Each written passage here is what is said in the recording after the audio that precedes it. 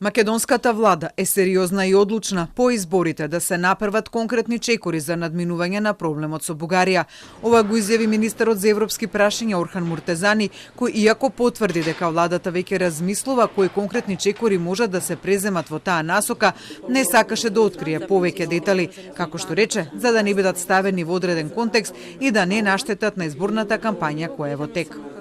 Тоа што можам сега да кажам дека има размислувања за тоа какви чекори треба да се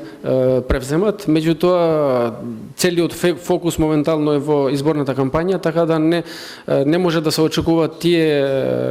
да речем, начини на размислување да добиваат форма на конкретни предлози. Муртезани денеска беше домаќин на финскиот колега Јоаким Странд, кој пак побара од Македонија како земја која, како што рече, е предводник во добивањето финанси од планот за раст, да продолжи да испорачува во делот на реформите за владењето на правото и борбата против корупцијата, а се надева дека таа ќе го направи и неопходниот чекор за отворање на првиот кластер.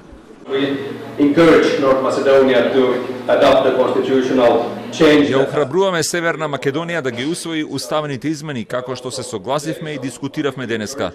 Ние ја охрабруваме Северна Македонија и сите земји од Западниот Балкан навистина да го искористат моментот сега и навистина се надеваме дека нема да видиме многу билатерални прашања да го контаминираат и да се мешаат во пристапниот процес. Во контекст на блокираниот процес за пристапувањето на Македонија и доколку тој во идните месеци не се откочи, негативно ќе влие на европскиот пат на земјата и со тоа таа многу ќе заостане за земјите од регионот, Странт е уверен дека тоа на Македонија нема да и се случи, туку дека таа ќе забрза и ќе им се приближи на Албанија и на Црна Гора, кои се движат брзо.